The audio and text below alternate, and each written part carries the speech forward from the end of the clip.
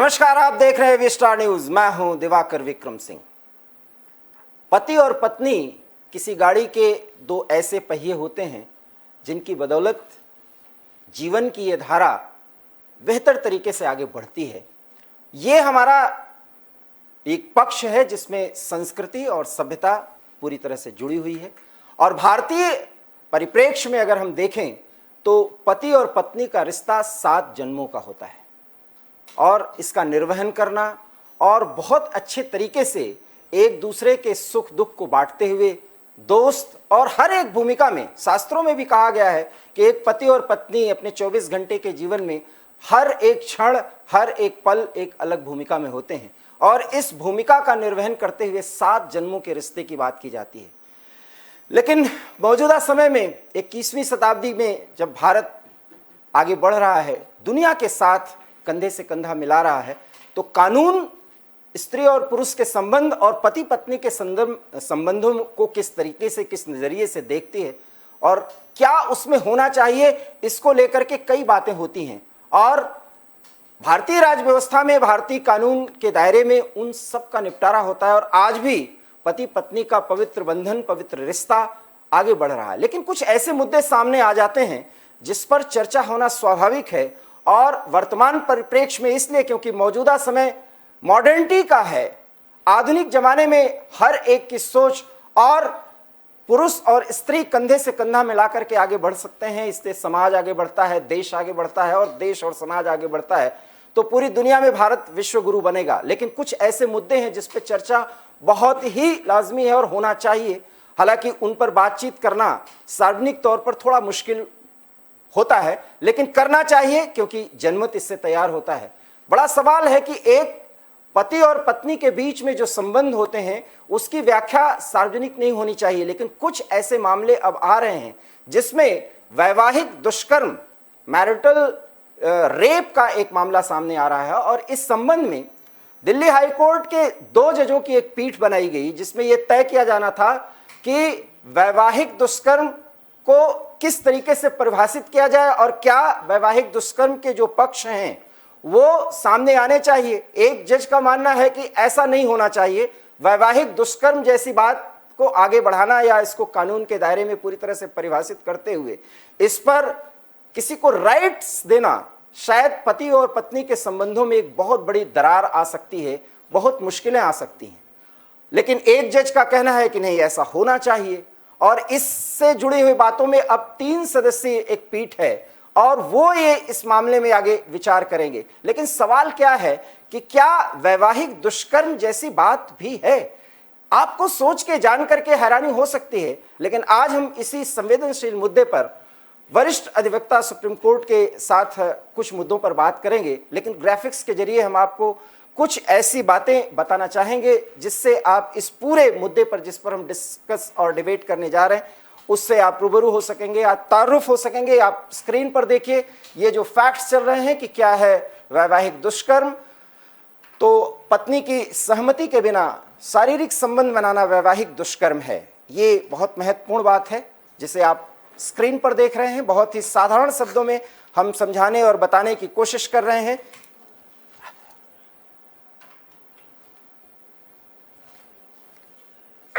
संबंध बनाने के यदि पति किसी तरह के बल का प्रयोग करता है तो वैवाहिक दुष्कर्म की श्रेणी में यह मामला आता है। मतलब बल के साथ नहीं, सहमति इसमें मुख्य मुद्दा है। तो आप इन बातों को समझिए। पत्नी या किसी ऐसे शख्स की को जिसकी पत्नी परवाह करती हो उसे चोट पहुंचाने का डर दिखाता है तो यह भी वैवाहिक दुष्कर्म की श्रेणी में आता है। आप इन फैक्ट्स को बहुत ध्यान से देखिए और समझिए। दुष्कर्म के मामले में यदि आरोपी महिला का पति है तो उस पर दुष्कर्म का केस दर्ज नहीं हो सकता है। यह भी एक फैक्ट है। अभी तक ये बात सामने आती रही है। और आईपीसी की धारा 375 में दुष्कर्म को परिभाषित किया गया है। ये आईपीसी की जो धारा है 375 और इसी से एक जुड़ा मामला 377 है। इसमें वैवाहिक दुष्कर्म को अपवाद बताया गया है। 375 के संदर्भ में हम वो बात कर रहे हैं। और 375 कहता है कि यदि पत्नी की उम्र 18 साल से अधिक है तो पति द्वारा बनाया गया संबंध दुष्कर्म नहीं माना जाएगा। ये 375 की बात है। भले इसके लिए पति ने पत्नी की मर्जी के खिलाफ जाकर, माफ करिएगा ये शब्द है, जबरदस्ती की हो, ये वो फैक्ट्स हैं जो हमें बताने पड़ रहे हैं आपको। तो इस तरीके से दुष्कर्म के मामले में प्रताड़ना की शिकार हुई महिला पति के खिलाफ सेक्शन 498A के तहत यौन हिंसा का मामला दर्ज कर सकती है। 498 का ए का मामला है। हालांकि हम आपको बता दें कि 498A को लेकर के इस देश में बहुत चर्चाएं हुई हैं। यदि महिला को चोट आई है तो आईपीसी की धाराओं में भी मुकदमा दर्ज कराया जा सकता है। ये वो फैक्ट्स हैं जो आप देख रहे हैं, इसे आप समझ सकते हैं। और यहीं से वैवाहिक दुष्कर्म के वो सारे मामले, इसके साथ ही 2005 के घरेलू हिंसा के खिलाफ बने कानून में भी महिलाएं अपने पति के खिलाफ यौन हिंसा का केस दर्ज करा सकती हैं। ये आप देखिए डेवलपमेंट्स हैं जिसके कारण कि पति और पत्नी के बीच में जो संबंध होते हैं, कभी कभी इसमें डर और भय पैदा करने की कोशिश की जाती है पत्नी पक्ष की तरफ से। ऐसा बताया जाता है 2017 में दिल्ली हाई कोर्ट में केंद्र सरकार ने कहा था कि वैवाहिक दुष्कर्म का अपराधीकरण भारतीय समाज में विवाह की व्यवस्था को अस्थिर कर सकता है।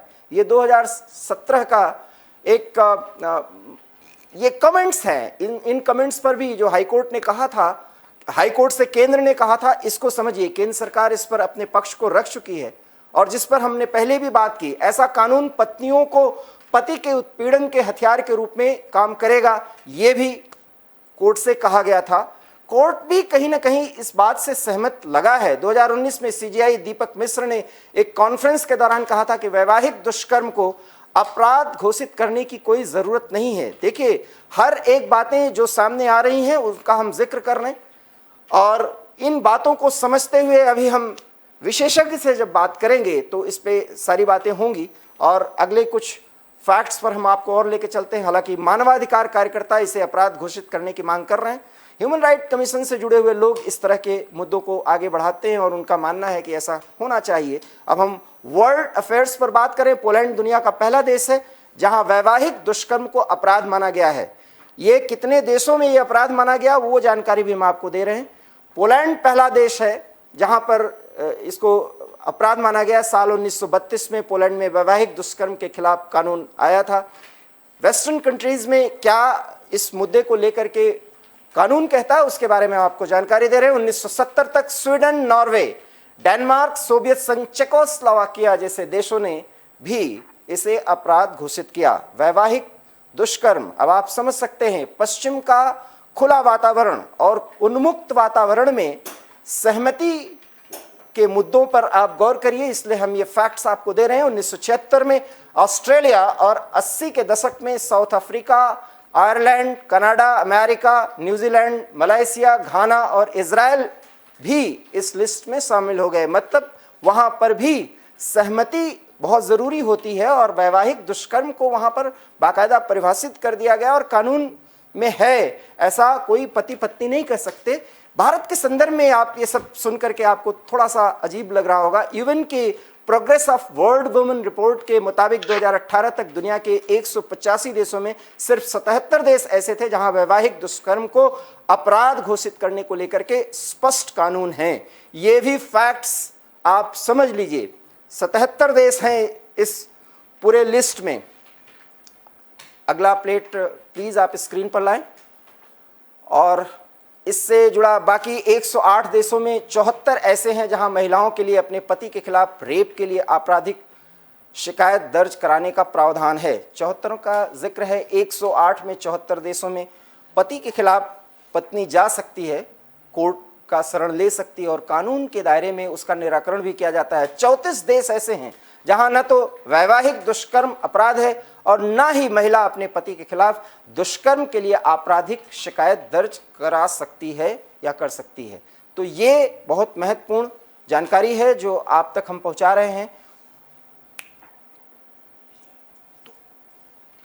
इन 34 देशों में भारत भी शामिल है जहां न तो वैवाहिक दुष्कर्म अपराध है और न ही महिला अपने पति के खिलाफ दुष्कर्म के लिए आपराधिक शिकायत दर्ज करा सकती है। ये वो बहुत महत्वपूर्ण बात है जिसको लेकर के मानवाधिकार संगठन इस तरह की बातें कर रहे हैं। दुनिया के 12 देशों में इस तरह के प्रावधान है जिसमें बलात्कार का अपराधी अगर महिला से शादी कर लेता है तो उसे आरोपों से बरी कर दिया जाता है। ये भी एक महत्वपूर्ण फैक्ट है जो हम आपके सामने, वो तथ्य है जो हम पेश कर रहे हैं।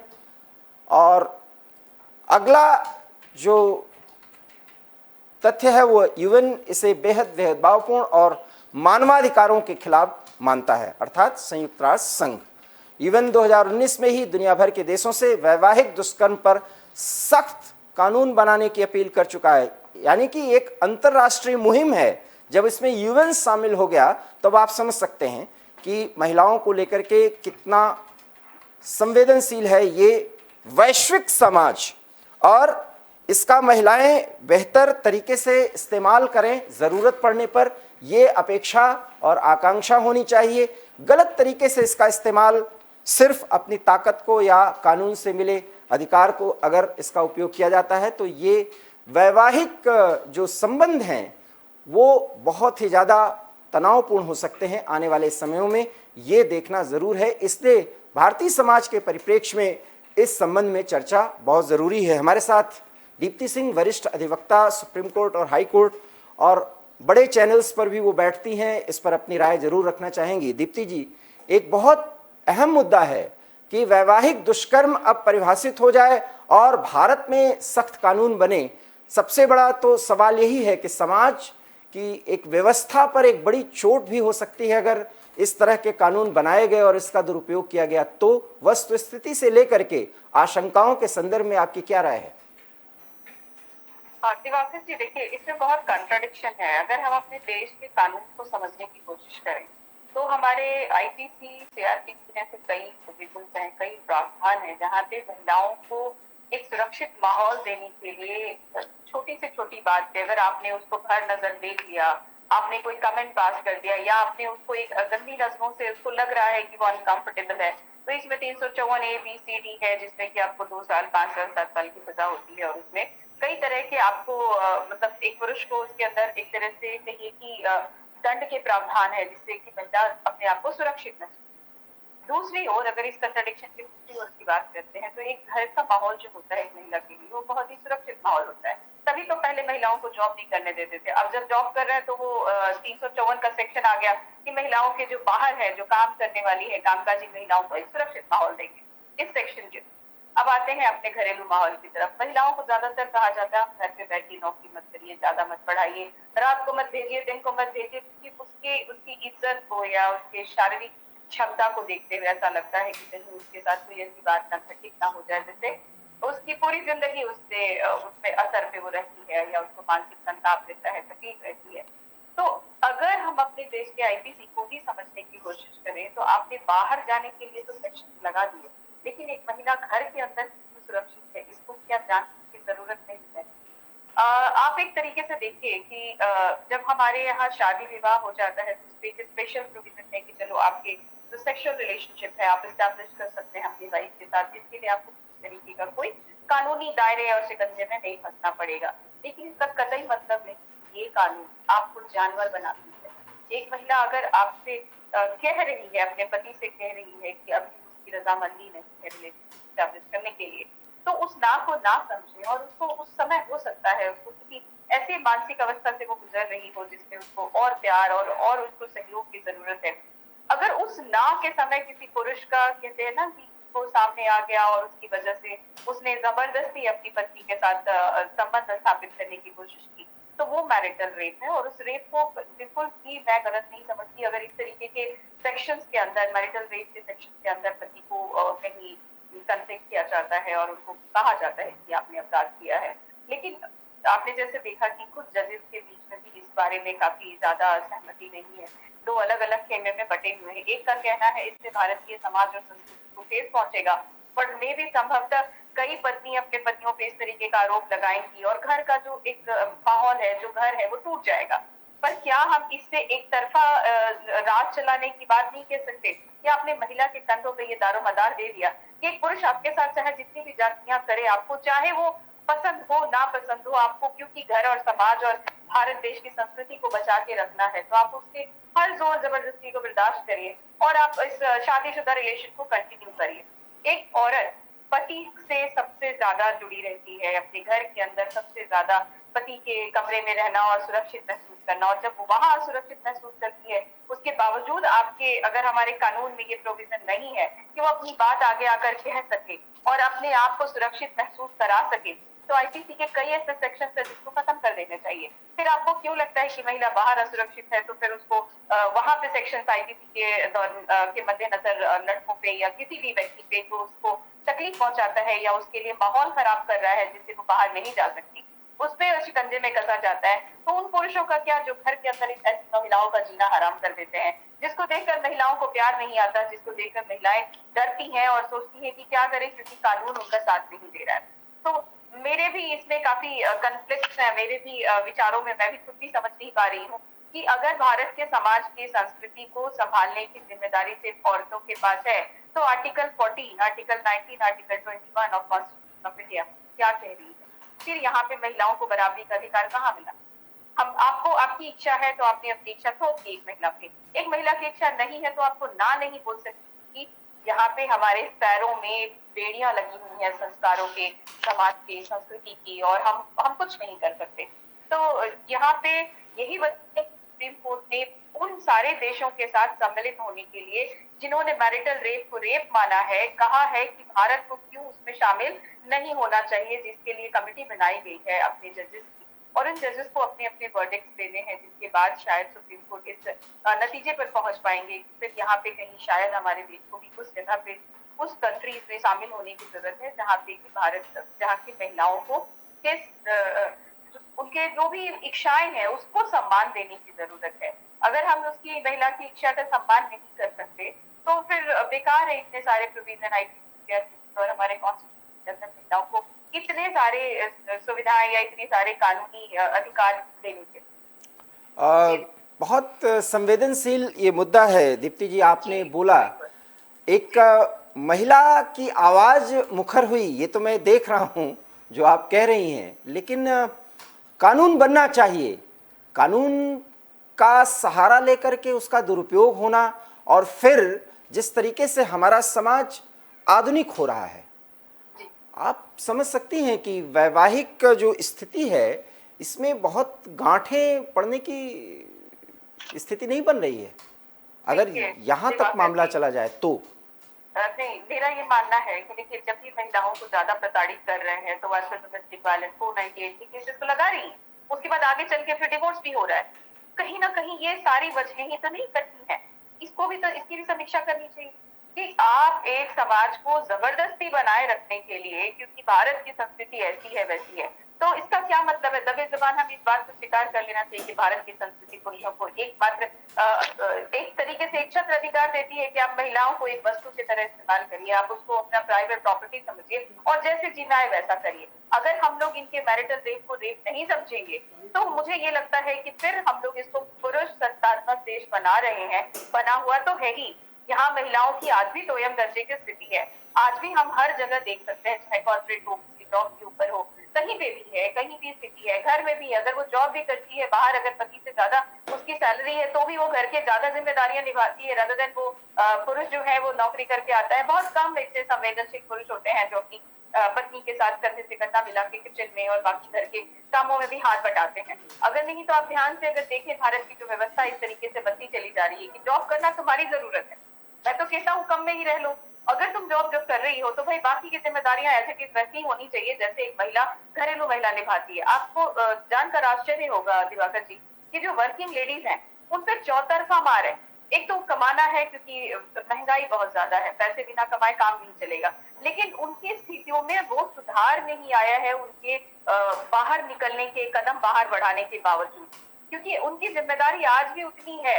माँ उनको बनना है, उनके शरीर का वो पहले की तरह ही जो स्थिति है कि माँ बनने में जो इस्तेमाल होगा उसका शरीर वो तो होना ही है। बाकी की चीजें भी है कि घरेलू बाकी जिम्मेदारियां भी निभानी है और वो उसमें कहीं उसके कोई उसको बचाना नहीं है, वो बचती नहीं है, उसको करना ही पड़ेगा। लेकिन बाकी चीजों में कहीं ना कहीं मुझे लगता है हर चीज कानून के अंदर नहीं हो सकता, कहीं ना कहीं संवेदनशील होना पड़ेगा। भारत के समाज में कुछ चेंजेस की जरूरत है, स्थितियों में पुरुषों के सोच में भी बदलाव की जरूरत है। कहीं ना कहीं ये जबरदस्ती, ये दबाव घर चलाने का, रिश्ता नहीं तोड़ने का, रिश्ता तोड़ने का कारण बन जाता है। अगर एक महिला को अगर कहीं नहीं दिख रहा है कानून में कि वो कह सके आकर कि उसके साथ जबरदस्ती होती है और उसके पति उसके बाद उससे नॉर्मल रहने की उम्मीद करते हैं, तो वो कहाँ जाए? वो घुटन के बाद हो सकता है कि वो परिवार के इस जो बेड़ी है उसको तोड़ के बाहर निकलने की कोशिश करे, तो परिवार तो विघटित ऐसे भी हुआ ना। तो कहीं ना कहीं सेंसिटिव होने की जरूरत है। आप लड़कियां पढ़ रही हैं और आप देखिए कि इनकी शिक्षा बिल्कुल पुरुषों के बराबर है, तो कहीं ना कहीं उनके सोच में थोड़ी बदलाव तो आई है। आर्थिक जहां तक स्वतंत्रता किसी को मिल जाती है तो वो कहीं ना कहीं एक उनके सोच में बदलाव आता है। महिलाएं आज आर्थिक रूप से स्वतंत्र हो रही है, तो पहले की तरह आप उनको दबा के इसलिए नहीं रख सकते क्योंकि उसको घर चलाना है, उसके बच्चे पालने हैं, तो पति जो भी जोर जबरदस्ती करे वो उसको सहने के लिए मजबूर है। आज ये मजबूरी हटाकर उसको स्वतंत्र करिए कि मजबूरी में जिंदगी नहीं काटना है। ये रिश्ते जो भी है मैरिटल रिलेशन मजबूरी के नहीं होने चाहिए, आपसी साझेदारी के होने चाहिए। और ये बदलाव तभी आएगा जब हमारी सोच, हमारे कानून में थोड़े से तो चेंजेस की जरूरत है। दीप्ति मैरिटल जी, रेप को अगर जगह दे दे तो मुझे लगता है चेंजेस टुडे आएंगे। जी जी जी दीप्ति जी, अब बहुत महत्वपूर्ण मुद्दे पर आप जा रही हैं। जैसा कि आपने कहा कि बहुत संवेदनशील रिश्ता है और इसमें अब चूंकि कानून का मामला है, पहले तो मैं यही पूछना चाहूँगा कि दो जजों में एक जज कहते हैं कि नहीं, कानून रहना चाहिए, एक कहते हैं नहीं, ये तो दुरुपयोग होगा, व्यवस्था ही चौपट हो जाएगी।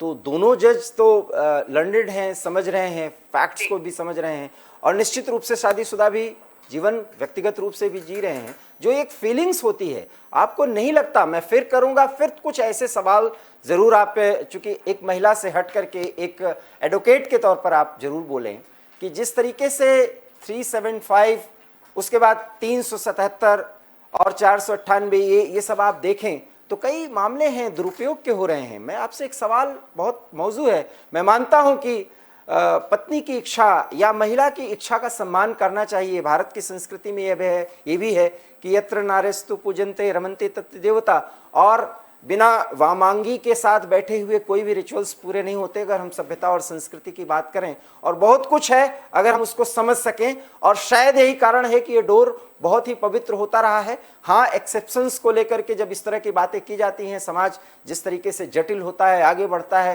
प्रोग्रेसिव होता है, तो उसमें इस तरह की समस्याएं आती हैं। सवाल ये है कि महिला के लिए तो वो केस दायर कर सकती है, लेकिन असहमति का आधार, जैसा कि आपने कहा कि वो पुरुष को पसंद ही ना करे, शादी हो गई, अब आप सोचिए क्या स्थितियां होंगी। वही मतलब है बिन प्रीत ना होए की बात यहाँ पे मुझे दिख रही है, जो हमारे जज साहब ने अपनी असहमति जताई है कि भारतीय व्यवस्था कहीं चरमरा जाएगी, जो हमारा जो ढांचा है, सांस्कृतिक ढांचा। तो फिर मैंने वही कहा, ओनस तो अब सिर्फ औरतों के कंधे पे आ गया कि आप जुल्म सहते रहिए और आप उस सांस्कृतिक ढांचे को बनाए रखिए, क्योंकि मजबूरी है भाई, पूरे समाज आपकी ओर देखता है। अगर आपने इस व्यवस्था को तोड़ा, आप कानून के पास सहारा लेने गई, तो कल को आपको कहा जाएगा कि कैसी औरत है, कैसी महिला अपना घर तोड़ रही है। पर एक महिला अपने मन से, अपने शरीर से लड़कर कब तक इस ढांचे को बनाए रखेगी? सवाल यहाँ ये आता है। मैं आपके बात से बिल्कुल सहमति मेरी भी है कि कहीं ना कहीं इससे थोड़ी तो कहीं मिसयूज ऑफ दी जो भी एक्ट एंड सेक्शन है उसके होते हैं। 498 के मिसयूजेस हमें दिखते हैं। ऐसा नहीं है कि मैं एडवोकेट होने के नाते मुझसे ज्यादा इस चीज को कौन फील करता है, मैं खुद एक PIL और डालने वाली हूँ कि भाई 498 के ऊपर काफी संजीदगी से विचार करने की जरूरत है, क्योंकि बहुत सारे होम मिनिस्ट्री की तरफ से गाइडलाइन आए हैं, लेकिन आज भी ना तो पुलिस ना कोर्ट इसके ऊपर ध्यान देती है और बिल्कुल ब्लाइंड फोल्डेड इस केसेस को चलाते हैं। बेचारे लड़के बिना गलती के, या थोड़ी बड़ी गलती भी होगी तो जैसे एक मर्डर हो गया हो, उस तरीके से बेचारे अपनी जिंदगी काटते हैं चिप के डर के। मैं बहुत पास से मैंने ये महसूस किया है। पर फिर भी अगर आज एक चर्चा ये हो रही है कि एक महिला के ऊपर जो भी जुर्म जबरदस्ती होती है और वो अगर वो महिला गलती से शादीशुदा है तो वो अपनी बात किसी से नहीं कह सकती, क्योंकि ये उसके भाग्य में लिख गया है, क्योंकि भारत की संस्कृति, भारत के कानून में ये लिख दिया गया है कि जो जबरदस्ती जो भी होता है ना, आप मैरिड वुमन होने के नाते इसके बारे में नहीं कह सकते। तो मतलब ये है कि हमें मैरिड नहीं होना चाहिए। आप एक बात सोचिए, पढ़ी लिखी महिला आर्थिक रूप से स्वतंत्र हो गई है तो फिर वो क्यों शादी करके एक झमेले में फंसे, जहाँ की उसको एक पति को ये अधिकार मिल जाता है कि वो अपनी पत्नी के साथ, जैसे आपने 377 की बात की, आपने 375 की बात की, बहुत सारी और भी चीजें हैं जिसमें एक महिला भुगतती है लेकिन उसकी बात को नहीं माना जाता। पर misutilization of any of the act और कानून, हम लोग उसको अवॉइड नहीं कर सकते, हम उसके बारे में हम उसको इनकार नहीं कर सकते। मैं आपसे पूरी तरह से सहमत हूँ, आप जो कह रहे हैं कि मिस यूटिलाइजेशन होगा, लेकिन इस पे भी विचारणीय चीजें होंगी। कई फैक्ट्स होंगे जिसको प्रूव करना पड़ेगा एक महिला को कि इन इन चीजों से वो गुजरी है, तब ये मैरिटल रेप के अंदर आया है। जी आपने बहुत महत्वपूर्ण बात कही, और यही वो बात है कि एक एडवोकेट होने के नाते मैं उन बातों को कहना चाहता हूं और आपके मुंह से सुनना चाहता हूं कि कई ऐसी परिस्थितियां होती हैं जब महिला इस तरह की आपत्ति दर्ज करा सकती है। और एक तो है कि आदमी अपने होश में ही ना हो और वो अपने पत्नी के साथ अंतरंग रिश्तों में जाना चाहता हो, वहाँ उन स्थितियों में तो इस तरह की होती हैं। लेकिन कई बातें ऐसी हैं, मुझे लगता है कि इस पर एक बड़े जनमत बनाने की ज़रूरत है कि इसके सभी पहलुओं पर चर्चा होनी चाहिए दीप्ति जी। अन्यथा तो इस तरीके के कानून बन जाने के बाद फिर हमको वेस्टर्न मानसिकता के साथ शादी ब्याह करना होगा या पति पत्नी के संबंधों को देखना समझना होगा, और उसी तरीके से एक दूसरे को बहुत यथार्थपूर्ण नजरिए से देखना होगा। उसमें फिर हमें वो अपेक्षाएं नहीं है कि भाई इस तरह से हमें रिश्ते निभाने हैं, क्योंकि फिर बहुत कुछ दोनों पक्षों को बहुत कुछ त्याग करना पड़ेगा। त्याग देखिए अपनी जगह पे है, लेकिन मेरा ये मानना है कि एक पक्ष के कंधे पे ये ऑनेस्ट नहीं होना चाहिए कि आप चुप सहते रहो, चुप रहो, और आपको पसंद नहीं है उस चीज को भी आप कंटिन्यू करो, है ना। ये आप सोचने वाली बात है, काफी संजीदगी से इस पे सोचना चाहिए कि एक महिला को कुछ चीज पसंद नहीं है, अगर उस वक्त वो ना कह रही है तो उस समय को मान लेने में आपकी पुरुषत्व को और बल मिलेगा। आपको एक महिला बहुत इज्जत की नजर से देखेगी, rather than अगर आपने उसके ऊपर जबरदस्ती किया तो सिर्फ आगे भविष्य में आपको वो कभी इज्जत नहीं दे पाएगी, कभी उसको लगेगा ही नहीं कि आपने वो एक पुरुष है जो एक नारी का सम्मान करता है, नारी की इच्छाओं का सम्मान करता है।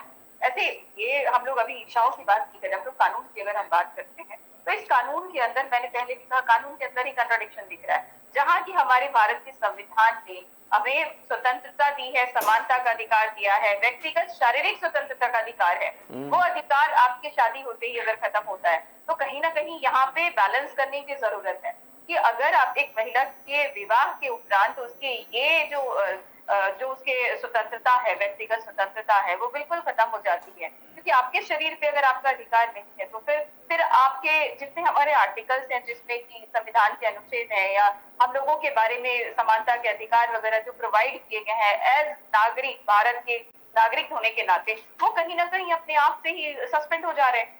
आप सोचिए, आप कंट्राडिक्शन है ना हमारे यहाँ की, आपको या तो वो स्वतंत्रता जो प्रदत्त है हम उसके बारे में सोचने की महिला है तो क्या हुआ, आपको पुरुष के बराबर अधिकार हमारे संविधान ने प्रदान किया है। लेकिन अब जैसे ही विवाह हो गया तो जी हमारी संस्कृति की बात हम करते हैं, या तो हम कानून की बात कर ले या फिर हम संस्कृति की बात कर ले। लेकिन आपको नहीं लगता कि इन दोनों का मेल जोल होना चाहिए? देखिए मैं दीप्ति जी यही पूछना चाह रहा हूं कि हम कानून के हिसाब से जो कुछ भी व्याख्यायित है उसके हिसाब से चलें। मैंने यही बात तो अभी आपसे कही कि फिर तो हमको वेस्टर्न तरीके से सोचना चाहिए पति और पत्नी के रिश्तों को लेकर के। और माफ करिएगा, जहां शादी जो है वो कॉन्ट्रैक्ट है एक तरह से, हालांकि मुस्लिम लॉ में कॉन्ट्रैक्ट है भी, लेकिन भारतीय परिप्रेक्ष्य में अगर देखें तो फिर तो वो स्थिति मान लेनी चाहिए हमें। नहीं, देखिए कॉन्ट्रैक्ट की बात को इसमें मैं नहीं जाऊंगी, क्योंकि देखिए हमारा जो हिंदू मैरिज एक्ट है वो बिल्कुल डिफरेंट है, वो कहीं ना कहीं कस्टम से डिराइव्ड है, कहीं ना कहीं समाज में हमारे संस्कृति, इसीलिए तो मैं सवाल कर रहा हूँ जी, उसी से लिया गया है। देखिए हिंदू मैरिज एक्ट के अंदर वो सारी चीजों को जगह दी गई है। एक शादी तब शादी है जब एक महिला के साथ सप्तपदी हो, यानी वो 7 फेरे हो, मंगलसूत्र हो, सिंदूर पहनाया गया हो, ये सब चीज है। मतलब कानून अपने आप में कानून नहीं होता, वो बहुत सालों से जो हमारे कस्टम है उसके अकॉर्डिंग ही बनाया जाता है। उससे बिल्कुल उलट बना देंगे तो ये कानून कोई मानेगा ही नहीं। कानून तो वो है जो हमने बहुत सदियों से जिया है, बस वो किसी को तकलीफ ना पहुंचाए। बस इसीलिए तो दीप्ति जी यही तो मैं कह रहा हूँ कि इस पे अभी डिबेट की जरूरत है। बिल्कुल इसमें एक पक्ष को, जैसे पुरुष के कहते हैं कि उनके अधिकारों का हनन है, मैं अभी उस पक्ष में भी अगर आती हूँ कि एक पुरुष को यौन संबंध बनाने की पूरी आजादी मिलती है उसके विवाह के बाद, अगर उसके बावजूद बेचारा डर में जिए कि इसके बाद भी उसके ऊपर सेक्सुअल असॉल्ट का केस लग सकता है या उसके ऊपर रेप के सेक्शंस लग सकते हैं, तो वो जाए तो कहाँ जाए। अब यहाँ पे हमें लगता है कि हमारे जो पुरुष समाज है हमारे देश के, उनको थोड़े से संवेदनशील बनाने की जरूरत है। थोड़े ठीक है, हम वेस्टर्नाइज नहीं हो रहे हैं, हमें पाश्चात्य संस्कृति को नहीं लेकर आना है, लेकिन अगर महिलाएं थोड़ी बदली हैं तो थोड़े पुरुषों की मानसिकता में बदलाव की जरूरत है।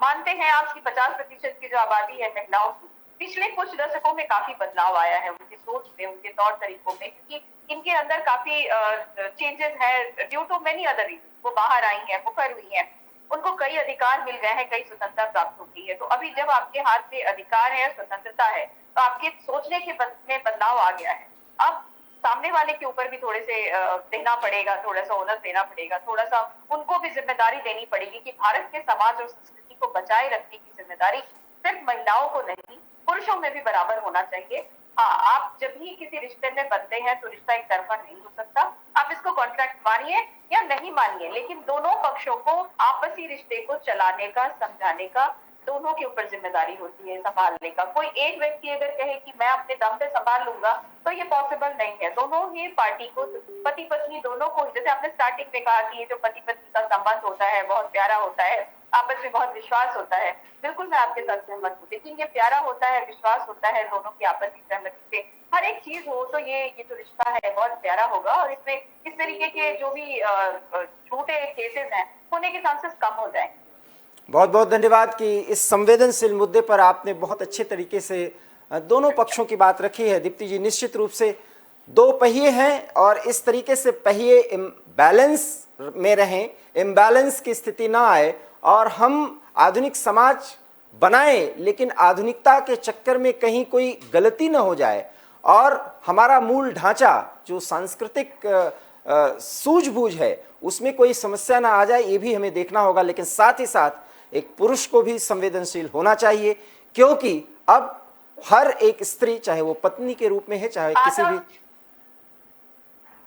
किसी भी संबंधों के दायरे में हो, अगर वो आगे बढ़ती है और पुरुष के साथ हर एक स्थिति में उसके साथ खड़ी होती है, तो अब पुरुषों को भी संवेदनशील होना चाहिए। ये नज़रिया है दीप्ति सिंह का, जो एडवोकेट भी हैं, महिला भी हैं, और बहुत ही बेबाक तरीके से और सामंजस्य बनाते हुए उन्होंने बैलेंस तरीके से इस बात को रखने की कोशिश की है। लेकिन अभी जजों की जो राय है वो अलग अलग है इस मुद्दे पर। आगे क्या कोर्ट का नज़रिया होगा और क्या कानून बनेगा वो हम आपको ज़रूर बताएंगे, लेकिन उसके लिए आपको देखते रहना होगा AV स्टार न्यूज़। फिलहाल मुझे दीजिए इजाज़त, नमस्कार।